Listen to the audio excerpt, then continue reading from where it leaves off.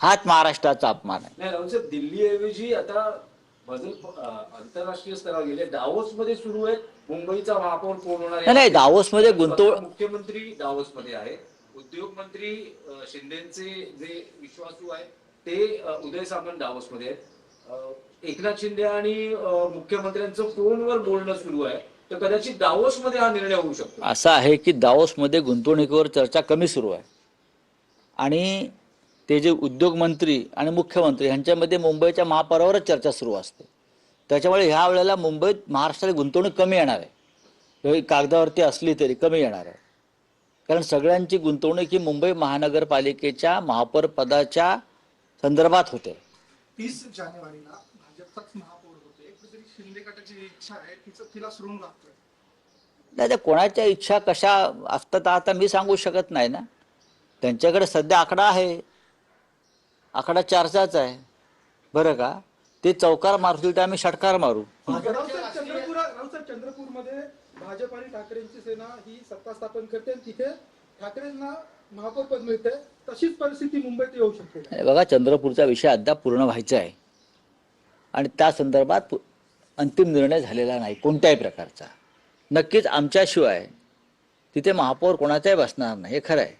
एका बाजूला काँग्रेस आहे, दुसऱ्या बाजूला भारतीय जनता पक्ष आहे. स्थानिक विषय लक्षात घेऊन शिवसेना पक्षप्रमुख निर्णय घेतील.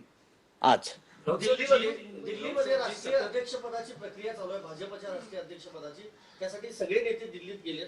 त्यांनी केंद्रीय नेतृत्वासमोर असं म्हटलेलं आहे की स्ट्राईक रेट भाजपचा कमी आला. एकनाथ शिंदे यांनी जास्त जागा लढल्यामुळे नुकसान झालं भाजपचं, असं थेट केंद्रीय नेतृत्वासमोर मांडलं. हा त्यांचा अंतर्गत प्रश्न आहे. महानगरपालिका निवडणुका संपलेल्या आहेत.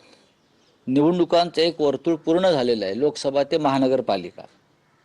भविष्यामध्ये एकनाथ शिंदे यांना आपल्याबरोबर ठेवायचं की नाही याच्यावर सुद्धा दिल्लीमध्ये लवकरच चिंतन आणि मंथन सुरू होणार आहे. रावसाहेब, जी सतत विरोधी पक्ष मागणी करत आलेला आहे की बॅलेट पेपरवर निवडणुका घ्याव्या.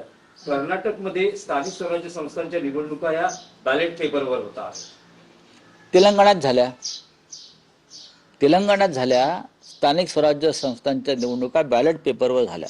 राज्यातल्या निवडणुका कशा पद्धतीने घ्यायचा हा अधिकार राज्य निवडणूक आयोगाचा असतो आणि तेलंगणामध्ये भारतीय जनता पक्ष 5व्या क्रमांकावर गेला.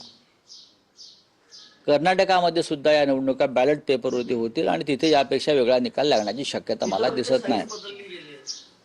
कुठे नाही, म्हणजे शाहीमध्ये घोटाळा होता ना. जर मार्कर आणि शाई बदलावी लागली याचा अर्थ तुमच्या शाईमध्ये घोटाळा होता आणि या बनावट शाईनं तुम्हाला काही जागा जिंकून दिल्या. आणखी एक आहे की परवा बाळासाहेब ठाकरेंचे जन्मशताब्दी वर्ष सुरू होत आहे. काही पक्षातर्फे काही कार्यक्रम आहे का? आहे ना. काही घोषणा केली जाणार? पक्षातर्फे 23 तारखेला बाळासाहेबांच्या शताब्दी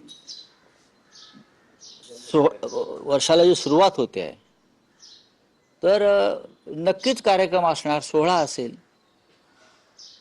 फक्त जागा जे आहे ते आता दुपारपर्यंत बहुधा षण्मुखानंद हॉललाच हा कार्यक्रम होईल.